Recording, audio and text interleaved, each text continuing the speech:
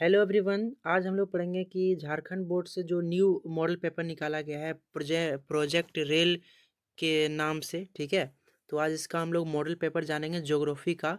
Set one सारी objective question इस video में हम लोग देखेंगे। ठीक है, तो देखते हैं नीचे क्या है। मॉडल पर प्रश्न पत्र 2023 और हम लोग भूगोल का आज पढ़ेंगे हम लोग। ठीक है, नीचे कुछ दिया गया इस तरह। उपायुक्त आदित्य रंजन, ये आप अलग से पढ़ सकते हो। ठीक है, तो नीचे जाते हैं हम लोग। यहाँ पर लिखा गया है कि project rail model paper 2023 set one. ठीक है, और ज्योग्राफी का हम लोग पढ़ेंगे। ठीक है, ज्योग्राफी का सब्जेक्ट का मॉडल पेपर यानी कि ऑब्जेक्टिव क्वेश्चन पढ़ेंगे इसमें। और टाइम हमारा दिया गया है, यानी कि टोटल अंक इसमें दिया गया है। और टाइम हमारा देख सकते हो 3 घंटा। ठीक है, तो इस आज की इस वीडियो में हम लोग यही जानेंगे। ठीक है, तो वीडियो स्टार्ट करने से पहले आप लोगों से एक छोटी सी रिक्वेस्ट है कि अगर आप लोग चैनल पर नए हैं तो चैनल को सब्सक्राइब कर लीजिएगा, लाइक कर लीजिएगा। ठीक है, क्योंकि मैं ऐसे ही वीडियो और लाते रहता हूँ। ठीक है, तो चलिए हम लोग पढ़ते हैं पहला क्वेश्चन। तो पहला हमारा क्वेश्चन है कि मानव भूगोल मानव समाजों और धरातल के बीच संबंधों का संश्लेषित अध्ययन है। मानव भूगोल की यह परिभाषा किस भूगोलवेत्ता द्वारा की गई थी। ठीक है, ये जो शब्द बोला गया था, ये जो देख सकते हैं, मानव भूगोल मानव समाजों और धरातल के बीच संबंधों का संश्लेषित अध्ययन है, यह कौन बोला था इसको। ठीक है, तो ये बोला था रेडजेल ने। ठीक है, 1 नंबर का हो जाएगा ख, यानी कि रेडजेल ने जो है सो ये वर्ड बोला था। ठीक है, फिर हमारा दूसरा क्वेश्चन की ओर चलते हैं। दूसरा क्वेश्चन हमारा बोल रहा है कि निम्नलिखित में से कौन मानव भूगोल का शाखा नहीं है। मानव भूगोल का शाखा नहीं है तो जनसंख्या भूगोल या फिर आर्थिक भूगोल या फिर मृदा भूगोल या फिर राजनीति भूगोल। जो 2 नंबर का हो जाएगा ग, मृदा भूगोल जो है सो आपका मानव भूगोल का शाखा नहीं है। ठीक है, बाकी पर इधर सारा चीज़ मानव भूगोल का शाखा है। जनसंख्या भूगोल मानव भूगोल का शाखा है, आर्थिक भूगोल भी मानव भूगोल का शाखा है और राजनीतिक भूगोल भी जो है सो मानव भूगोल का शाखा है। लेकिन मृदा भूगोल आपका मानव भूगोल की शाखा नहीं है। ठीक है, फिर हमारा तीसरा क्वेश्चन की ओर चलते हैं। हमारा तीसरा क्वेश्चन क्या बोल रहा है कि ग्रिफिथ टेलर द्वारा निम्नलिखित में से किस संकल्पना को दिया गया है। ठीक है, तो जो ग्रिफिथ टेलर जो है सो 3 नंबर का हो जाएगा आपका क नंबर, नव निश्चयवाद। ठीक है, जो ग्रिफिथ टेलर ना उसका 2 नाम है। पहला हमारा है रुको और जाओ निश्चयवाद। ठीक है, क्वेश्चन ऐसा भी हो आंसर ए ऑप्शन भी आ सकता है। इसका 2 नाम है। ठीक है, ग्रिफिथ टेलर जो है उसका 2 नाम है। क्या क्या है, रुको और जाओ निश्चयवाद और दूसरा है वैज्ञानिक निश्चयवाद। ठीक है, और ये जो है सो ग्रिफिथ टेलर के द्वारा किया गया था। ठीक, तो आप लोग कंफ्यूज नहीं होना है। इसका जो ऑप्शन में अगर रुको और जाओ निश्चयवाद भी होगा तो आप लोग टिक मार सकते हो। ठीक है, ग्रिफिथ टेलर द्वारा निम्नलिखित में से ये नव निश्चयवाद का संकल्पना किया गया था। ठीक है, फिर हमारा चौथा क्वेश्चन की ओर चलते हैं। हमारा चौथा क्वेश्चन बोल रहा है कि निम्नलिखित में से कौन सा भौतिक कारक जनसंख्या के वितरण को प्रभावित करता है। ठीक है, तो जनसंख्या को वितरण को जो प्रभावित करता है वो हो जाएगा 4 का ख, जल की उपलब्धता। ठीक है, जल की उपलब्धता यानी कि जो भौतिक कारक पूरी जनसंख्या को प्रभावित करने वाले जो भौतिक कारक है वो कौन है। ठीक है, तो जल की उपलब्धता है ना। क्या है, जल की उपलब्धता। खनिज तो खनिज आपका नहीं होगा, नगरीकरण नहीं होगा और औद्योगिकरण नहीं होगा। ठीक है, जो भौतिक कारक जनसंख्या को प्रभावित करता है वो है जल की उपलब्धता। ठीक है, फिर हमारा पांचवें क्वेश्चन को चलते हैं। पांचवें क्वेश्चन में बोल रहा है कि निम्नलिखित में से कौन सा प्रवास का एक प्रतिकर्ष कारक है। ठीक है, प्रतिकर्ष कारक है यानी कि तो देखते हैं इसका। तो 5 का हो जाएगा आपका ग नंबर, प्रतिकूल जलवायु। ठीक है, जो प्रवास का प्रतिकर्ष कारक है वो आपका है प्रतिकूल जलवायु। ठीक, फिर हमारे छठा क्वेश्चन को चलते हैं। छठा क्वेश्चन बोल रहा है कि जनांकीय है ना संक्रमण सिद्धांत का प्रतिपादन किसने किया था। तो जो जनांकीय के संक्रमण सिद्धांत का जो प्रतिपादन किया था वो किया था W.M. थॉमसन ने। ठीक है, 6 का आपका हो जाएगा क नंबर, W.M. थॉमसन ने। ठीक है, फिर हमारा सातवां क्वेश्चन की ओर चलते हैं। सातवां क्वेश्चन पर चलते हैं। सातवां क्वेश्चन बोल रहा है कि निम्नलिखित में से कौन से महाद्वीप में जनसंख्या वृद्धि दर सर्वाधिक है। मतलब जो जनसंख्या की जो तेजी से बढ़ रहा है वो कौन सा देश में बढ़ रहा है। ठीक है, तो 7 नंबर का हो जाएगा ख नंबर, अफ्रीका। तो अफ्रीका में जो है सो जनसंख्या वृद्धि दर सबसे अधिक बढ़ते जा रहा है। ठीक है, अफ्रीका। फिर हम लोग 8वें क्वेश्चन की ओर चलते हैं। 8वें क्वेश्चन में बोल रहा है कि विस्तारित जनसंख्या का पिरामिड किस आकार का होता है, ठीक है। तो जो विस्थापित जनसंख्या का जो पिरामिड होता है ना, वो होता है 8 का ख नंबर, त्रिभुज के आकार का। किसका आकार का होता है? त्रिभुज के आकार का होता है जनसंख्या पिरामिड का आकार, ठीक है। आंसर हो जाएगा ख। 8 का हो जाएगा ख, त्रिभुज के आकार का। घंटी के आकार का होता नहीं है, वृत्त के आकार का होता नहीं है, बट आपका त्रिभुज के आकार का होगा, ठीक है। फिर हमारा अगला क्वेश्चन को चलते हैं 9वें क्वेश्चन की ओर। 9वां क्वेश्चन बोल रहा है कि निम्नलिखित में से किस देश का आयु लिंग पिरामिड संकीर्ण आधार और सुंडाकार शीर्ष के आकार का है, ठीक है। तो 9 नंबर का हो जाएगा आपका घ, जापान, ठीक है। जापान का जो है सो पिरामिड संकीर्ण आधार और सुंडाकार शीर्ष का है, ठीक। फिर हमारा 10वां क्वेश्चन को चलते हैं। 10वां क्वेश्चन में बोल रहा है कि कार्यशील जनसंख्या को कौन से आयु वर्ग में रखा गया है। मतलब जो काम करने वाली जनसंख्या है, जो काम करता है ना। आप इस 15 से 65 वर्ष, या फिर 14 से 59 वर्ष, या फिर 15 से 59 वर्ष, या फिर 14 से 60 वर्ष। तो इनमें से कौन सा वर्ष के जो बच्चे हैं या फिर जो लोग हैं वो काम कर सकते हैं, ठीक है। कार्यशील जनसंख्या मतलब क्या हुआ? कार्यशील जनसंख्या मतलब हुआ कि जो कार्य कर सकते हैं, है ना। जो जो जनसंख्या काम कर सकते हैं। तो जो 10 का हो जाएगा वो हो जाएगा ग, यानी कि 15 से 59 वर्ष, ठीक है। 10 का हो जाएगा ग नंबर, ठीक है। 15 से जो 59 वर्ष के जो आयु के जो भी जितने लोग हैं, वो जो सो काम करने वाली जनसंख्या में रखा गया है, ठीक। फिर हमारा 11वें क्वेश्चन की ओर चलते हैं। लिखा है ब्राजील में कॉफी के बगान को किस नाम से जाना जाता है। यानी कि जो ब्राजील में है, ब्राजील में जो कॉफ़ी के बगान है उनको किन नामों से जाना जाता है, ठीक है। तो जो 11 का हो जाएगा ख, फजेंडा, है ना। फजेंडा नहीं फेजेंडा होगा, ठीक है। यहाँ पर गलत मतलब प्रिंट हो गया होगा, फेजेंडा होगा, ठीक। फजेंडा नहीं फेजेंडा, ओके, फेजेंडा, ठीक। तो 11 का हो जाएगा ख नंबर, फेजेंडा, ठीक। और इसके बाद हमारा 12वां क्वेश्चन को चलते हैं। 12वां क्वेश्चन बोल रहा है कि रूहर कोयला क्षेत्र कौन से देश में स्थित है, ठीक है। तो 12वां को हो जाएगा ग, ऑप्शन हो जाएगा जर्मनी, ठीक है। रूहर नहीं, रूर कोयला क्षेत्र, ठीक है, कौन से देश में स्थित है, ठीक है। तो जो रूर कोयला क्षेत्र है वो है 12 का हो जाएगा आपका ग, जर्मनी में, ठीक है। 12 का क्या हो जाएगा? जर्मनी। और अगर क्वेश्चन ऐसा भी पूछ दे कि भारत का रूर प्रदेश किसे कहा जाता है, ठीक है। भारत का जो रूर प्रदेश किसे कहा जाता है, तो वो कहा जाता है झारखंड को, ठीक है।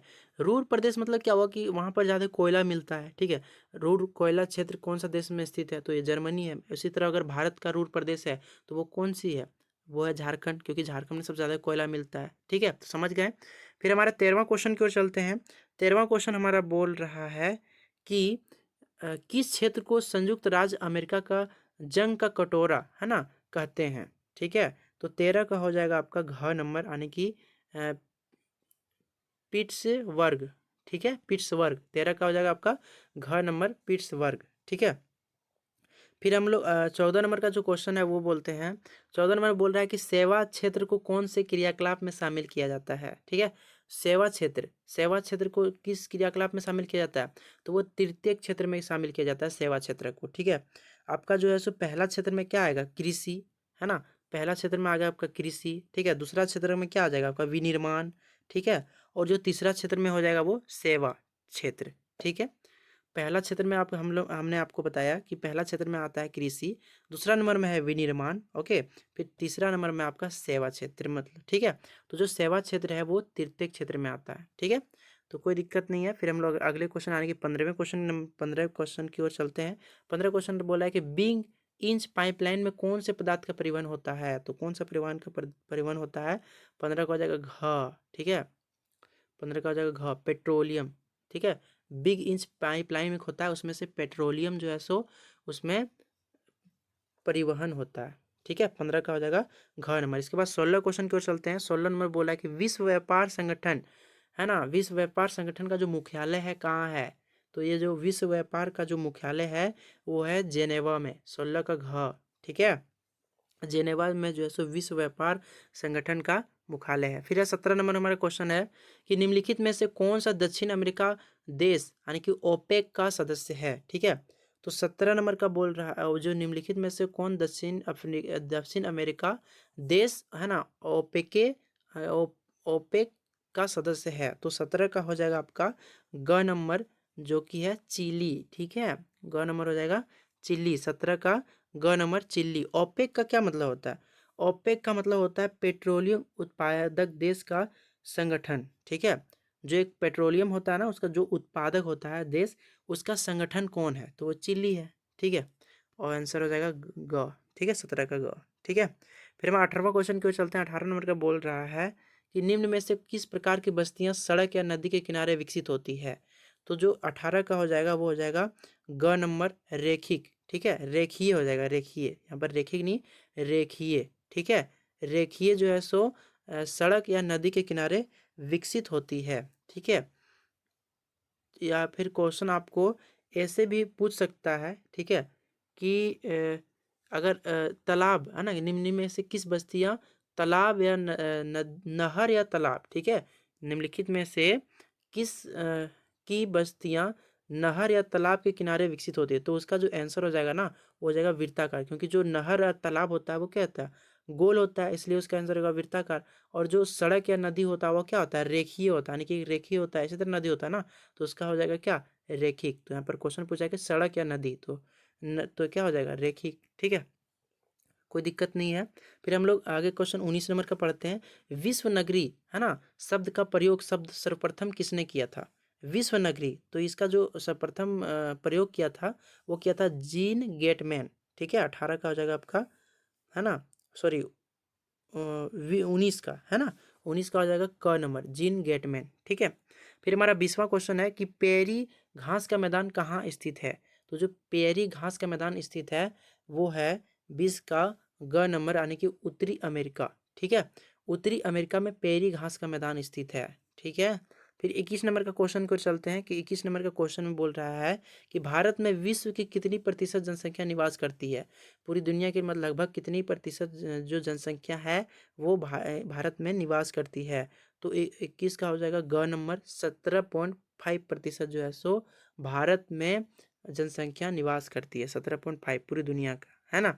फिर हमारा अगला क्वेश्चन है भारत की पहली जनगणना कब हुई थी? तो जो भारत में पहली जनगणना हुई थी वो हुई थी कब? 1822 नंबर का क्वेश्चन बोल रहा है कि भारत में पहली जनगणना कब हुई थी?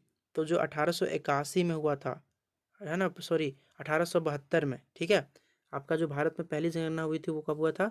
1872 में। ठीक है, इसके बाद जो 1881 से इसको स्टार्ट किया गया, जो 10 साल में होता है ना अभी जनगणना, वो 1881 से स्टार्ट किया गया कि 10 साल के बाद अब जनगणना हर 10 साल में एक बार होगा। ठीक है, लेकिन जो पहली जनगणना हुई थी वो हुई थी 1872 में। ठीक, तो आंसर सही का हो जाएगा ख 1872।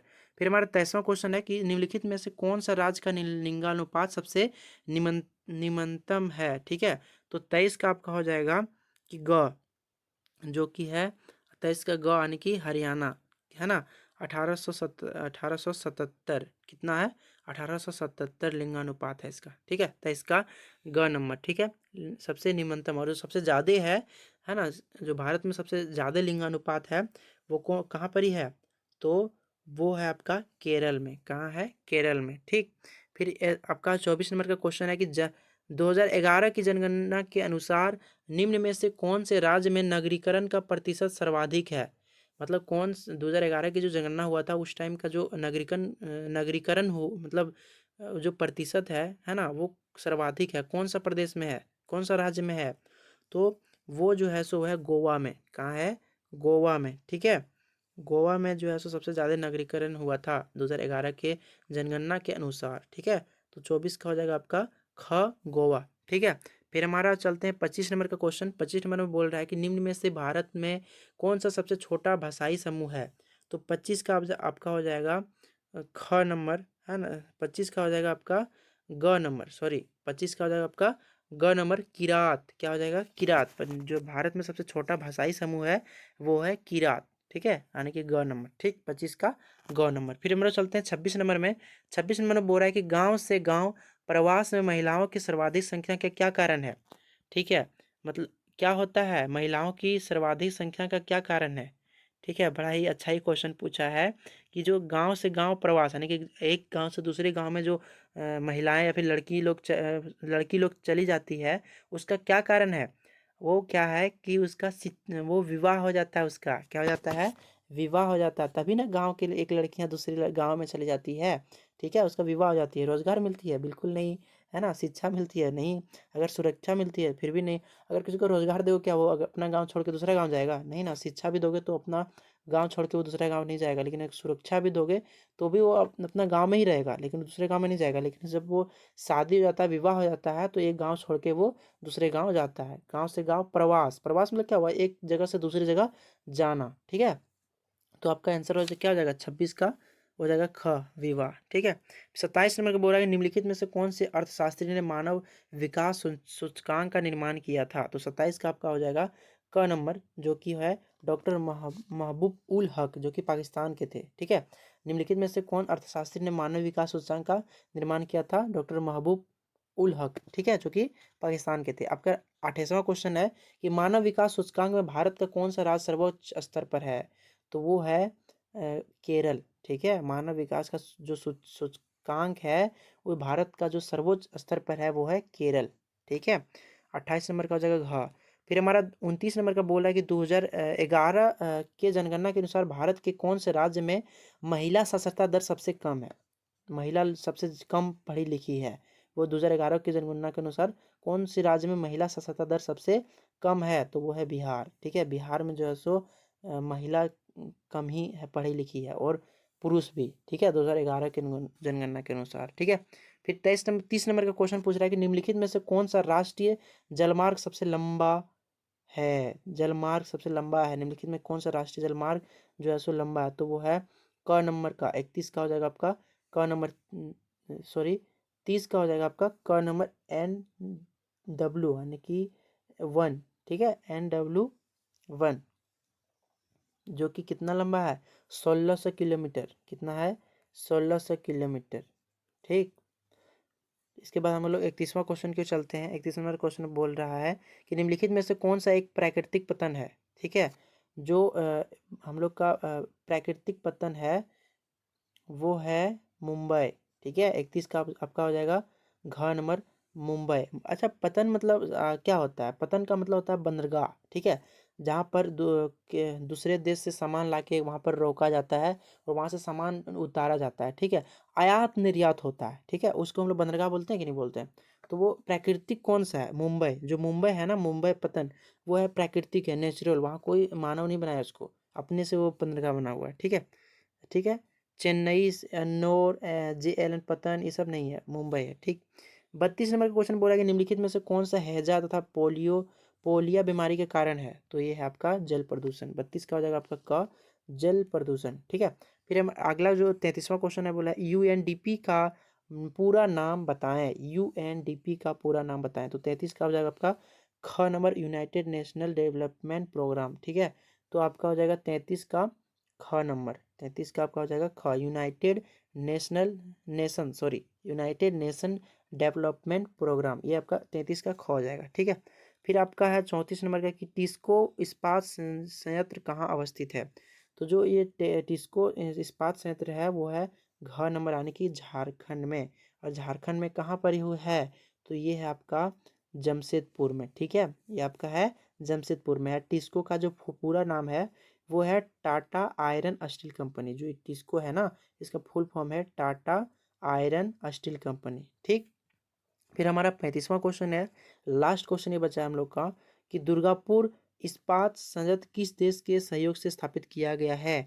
तो ये जो है सो यानी कि ग नंबर, यूनाइटेड किंगडम यानी कि ब्रिटेन के सहयोग से स्थापित किया गया था। ठीक है, तो ये था जो न्यू मॉडल पेपर है झारखंड बोर्ड की ओर से, इसका मैंने ऑब्जेक्टिव क्वेश्चन करवा दिया है। ठीक है, और इसका सब्जेक्टिव भी मैं बहुत जल्द लेकर आऊँगा वीडियो क्लास 12 के लिए। ठीक है, और आप लोग ना मेहनत करिए, क्योंकि टाइम नहीं बचा है। ठीक है, मुश्किल से 10 दिन भी नहीं है टाइम। ठीक है, तो मेहनत कीजिए। इस चैनल पे मैं हर वीडियो लाते रहता हूँ, है ना। चैनल को सब्सक्राइब कर लीजिएगा।